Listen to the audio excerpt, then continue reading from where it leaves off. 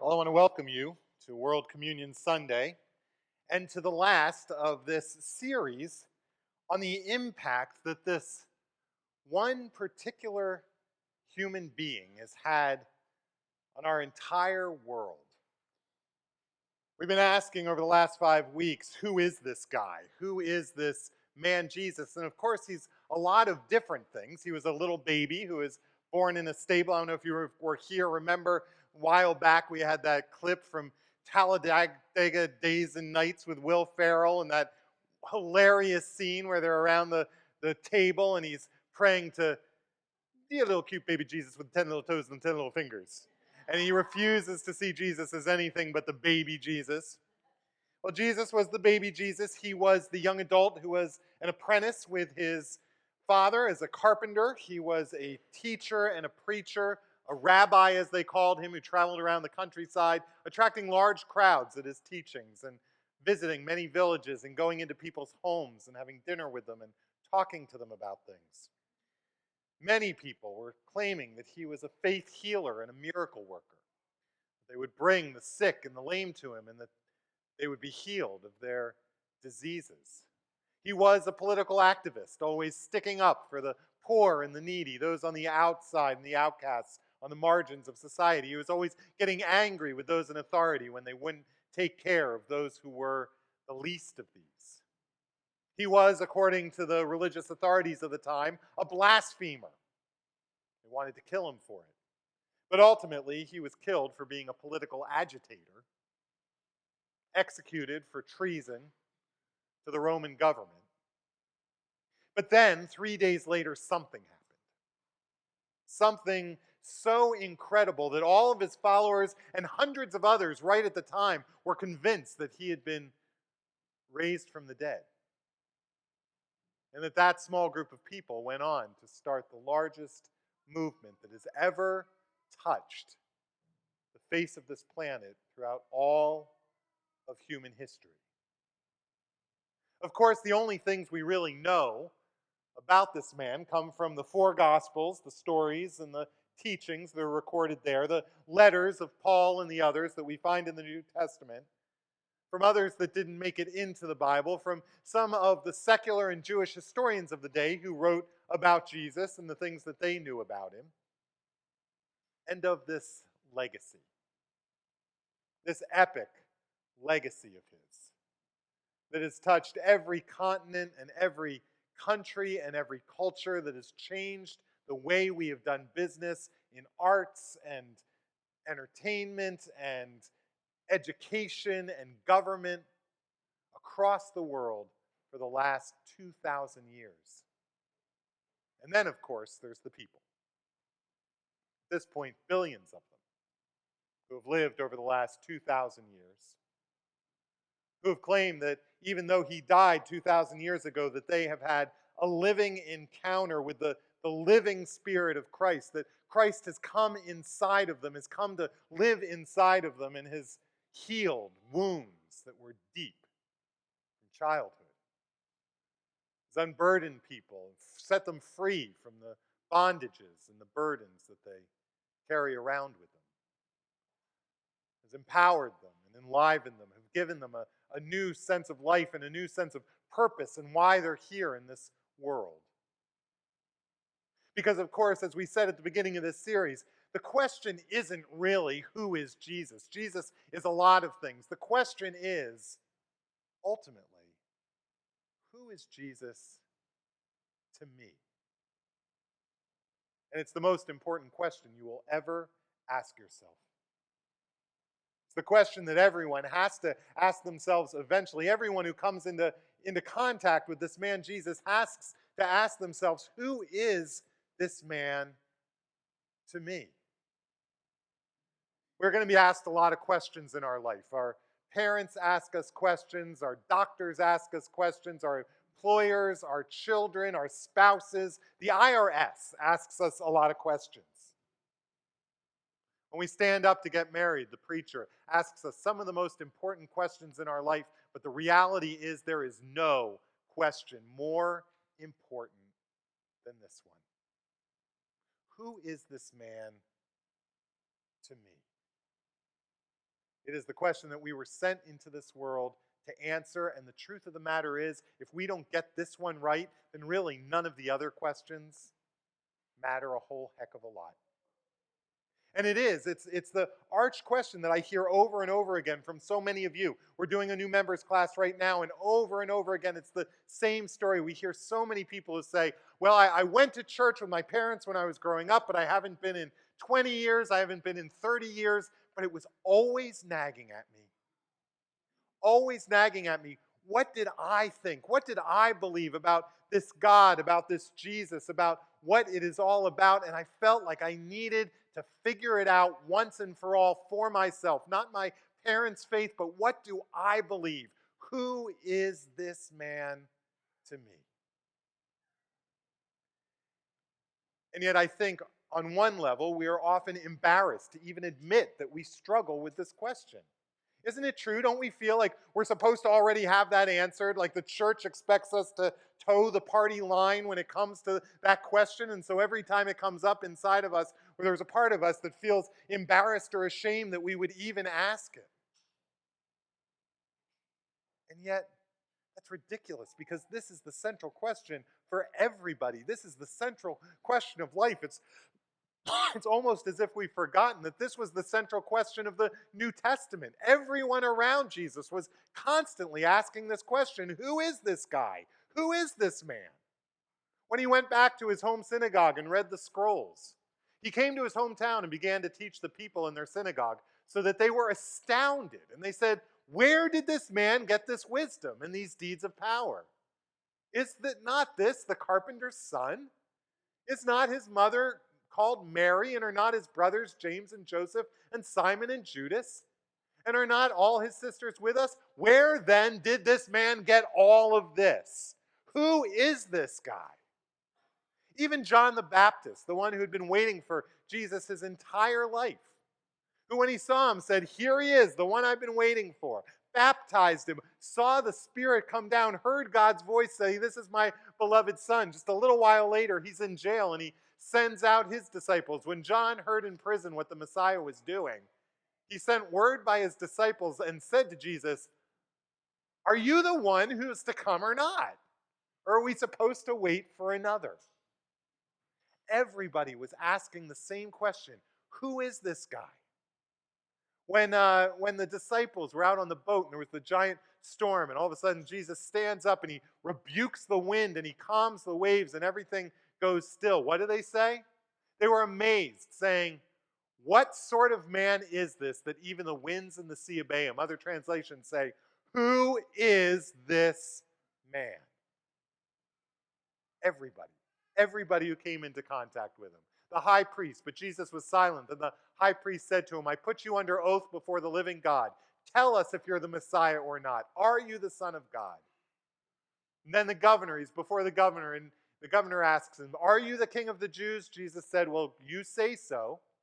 He's in front of Herod and the whole council. All of them asked, are you then the Son of God? And he said to them, well, you say that I am. And then in front of Pilate, and Pilate asks him, are you the king of the Jews?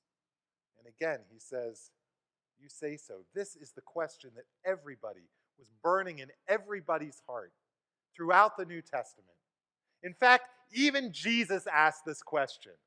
I don't know if you remember in Matthew chapter 16, they've just fed the 4,000. He's had this big debate with the Pharisees and the Sadducees, and they travel up to a little town, Caesarea Philippi, on the very northern edge of the Israeli border. At the time, pretty much a pagan town, and he gets into this deep conversation with his disciples, and he says to them, now when Jesus came into the district of Caesarea Philippi, he asked his disciples, who do people say the Son of Man is? What is the word on the street? What are people saying about me? And they said, some say John the Baptist, others say Elijah, and still others Jeremiah or one of the prophets. And then Jesus asks the central question of all of humanity and the central question of our lives. He says to them, but who do you say that I am? Who do you say that I am? Simon Peter, with his great confession, says, You are the Messiah, the Son of the living God. And Jesus answered him, Blessed are you, Simon, son of Jonah, for flesh and blood has not revealed this to you, but my Father who is in heaven. Who is this man? But more importantly, who is he to you? If you ask Jesus, Jesus would say a number of things, but maybe one of the most beautiful, one of the most telling came at the end of the book Gospel of John when he's come into Jerusalem and he's the night before he's going to be crucified and he's prepared this upper room and he decides he wants to have one last dinner with his disciples. And so he gathers them together and he's trying to prepare them for everything that's going to happen. And he's telling them about how he's going to be crucified and taken away. And then he says, I am going to my Father. I'm going to go to my Father's house, but in my Father's house there are many rooms. And I am going to prepare a place for you so that I can take you to be with me where I am. If there was not room, would I have told you that I am going there? But I am going to come back and you know the way. And then Thomas, who's the one who never had any embarrassment or problem asking any kind of question, certainly not who are you kinds of questions, says, well, we don't even know where we're going, so how can we possibly know the way? And do you remember what Jesus says? Jesus said to him, I am the way and the truth and the life. No one comes to the Father except through me. And you know, I think we have spent so much time so worried and anxious and debating the second half of that verse that we've allowed it to overshadow the beauty and the power of the first half of that verse. Jesus said, I am the way. For the first number of 100 years of Christianity, it was not called Christianity. I mean, we sometimes forget that Jesus didn't come into this world to start a new religion, let alone to start a new religion that would be named after him. That came much later as we were trying to describe what this new religion was. For the longest time, they called themselves the Way. The Way. Because they were convinced that this particular rabbi had come and showed them the way that we were created to live, the way we were supposed to understand ourselves and our relationship to God, the way to approach God, the way to reach God, the way to live our lives in this world. Rob Bell speaks about this. He says, there is a way that we were created to live. There's a way we are created to treat each other, to treat ourselves, to treat the world and the environment, to treat God and understand God. There is a way we were created. Reminds me of a funny story. There's a man who comes out of a mall late one night after shopping, and it's pitch black, and there's a blinding snowstorm going on, and he's worried about being able to get home, and so he gets in his car and he starts driving, but the snow is coming down so hard he can't even see more than just like 2 feet in front of his car. He can't see the edge of the road. He's scared he's going to run right off the road and have no idea until he sees a truck in front of him, and he can just make out the taillights of the truck. And so he decides that, okay, he's going to use this truck as his guide. If he follows this truck, he knows he's going to stay in the middle of the road. He's not going to go off to either side. He's going to stay on the way. And so he follows this truck, but after a while, the truck starts making a lot of turns, and it seems like twists and turns and taking a really circuitous route, but he knows that, if he's going to stay on the road, he's got to follow this truck. And then finally the truck stops, and he sees this man in a yellow slicker get out of the truck and walk back to his car and knock on his window. And so he rolls down the window, and the man says, look, I'm done plowing the mall parking lot. If you want the road, it's over there.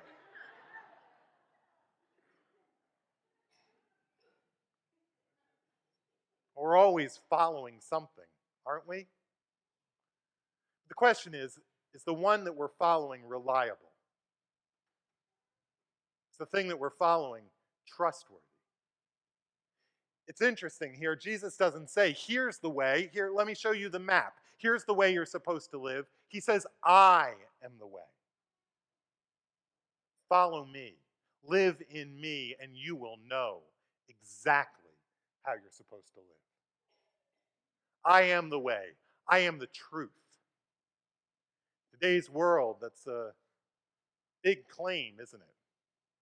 We have a lot of different truths, particularly here on the west side of LA.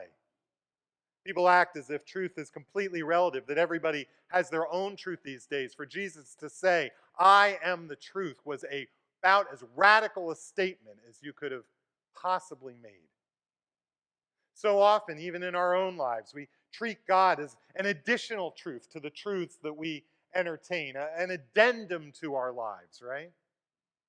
That it's God, it's our career and God, it's our family and God, it's our culture and God, our country and God, it's our stuff and God, it's our crystals and God, whatever it is. It's like God, there's this God and to our lives. What Jesus was saying is, I am the truth. I embody everything you need to know. Reminds me of that show, The Price is Right. Did any of you grow up watching The Price is Right? Last year, Yvette and I went to see So You Think You Can Dance being taped, and it's in the studio right behind the Grove. And in that same studio is where they tape The Price is Right. And I remember growing up, like always thinking how interesting. They would call somebody's name out. They'd be like, Mike Wong, you're the next contestant on The Price is Right. Come on down. And someone would come and they'd usually have a costume on or something, and they'd come up to the edge of the stage, and there'd be some product on the edge of the stage, up on the stage, and they would have to try to guess their best guess at how much that thing costs. And so as soon as they got up there, you would just hear this roar of all of these shouts of the crowds behind them yelling out different prices and different opinions. And it always seemed like the person who was up there would always be looking back as if they're trying to catch the eye or attention of some friend up there that they think must be an expert on how much those things cost. But they always look confused, like they're trying to pick out their friend's voice amongst the sea of voices. When we're trying to live a purposeful, steadfast, directed life, when we're trying to live a life that's relevant and meaningful and satisfying, it's not easy to do when there's too many voices going on in your head. Jesus said, I am the way and I am the truth. He also said, I am the life. You want the life that you've always been dreaming of? You want to know the way that you were created to live and what that looks like? You don't have to look any further than this one man. This one man who has changed the scope of human history. One of my favorite verses in the Bible is John 10:10. The thief comes to steal and kill and destroy, but I have come that they might have life and have it to the fullest. Now, we don't normally do altar calls here at BPC. And the reason is because we understand that people come to this commitment in a lot of different ways at a lot of different times. Some people when they're in a crisis in their lives, some people when they're at the top of the world, some people when they're little kids, when they're children and they barely understand anything, others when they're teens, others when they have a child and they realize, I want to be a better man. I want to be a better woman. My child deserves this.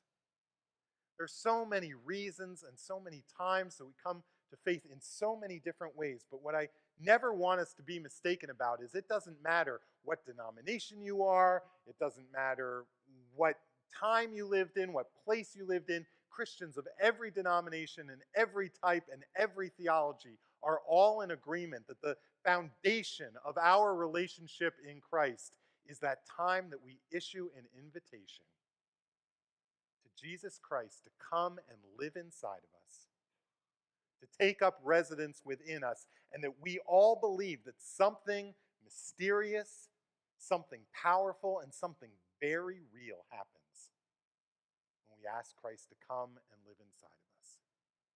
That at some point we have to say yes. The scriptures say that Jesus is always knocking, but at some point we have to answer the door if we're going to have this life.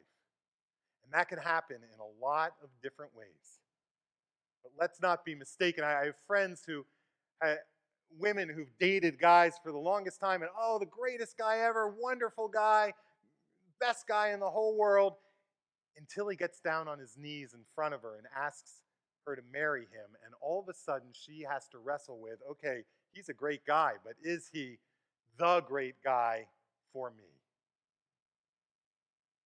And in the same sense, Jesus is on his knees in front of us, asking us to make a lifelong commitment to him. And we have to decide, not only do we believe, sure, we assent, we intellectually assent to the idea that Jesus is the way and the truth and the life. No, the question is Jesus going to be my way? Is Jesus going to be my truth? Is Jesus going to be my life for the rest of my life? If Jesus is on his knees in front of me, am I going to say yes? Am I willing to make that commitment? Some people like to do it in a big stadium and they raise their hands and walk up front and Billy Graham prays over them. Some people, lots of churches all over the world, would have you raise your hands and stand up and do a jig or whatever. But other people prefer to make that commitment with their families or in the privacy of their own bedrooms behind a locked door. But what I want to be clear is if you've never done that, if you've never made it clear that Jesus Christ is the one that you want to be the center of your life, the one you want to build your life around, then there is no better time than the present, however that happens for you. And when the time comes, it might be as easy as saying a prayer something like this. Please pray with me.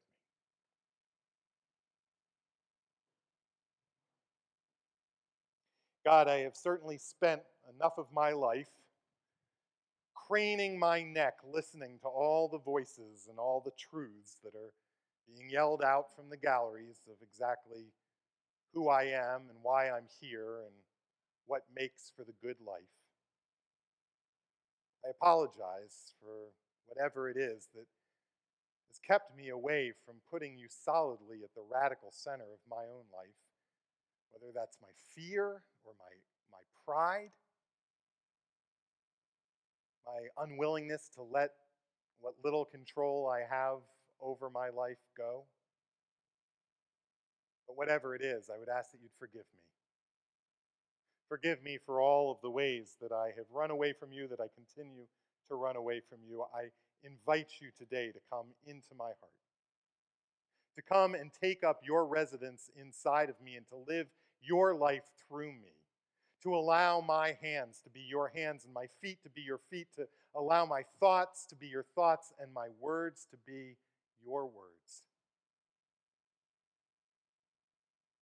God, I pray that you would come and be not just the way, the truth, and the life, but be my way and my truth and my life from this day forward until death do us part, which it won't. But amen.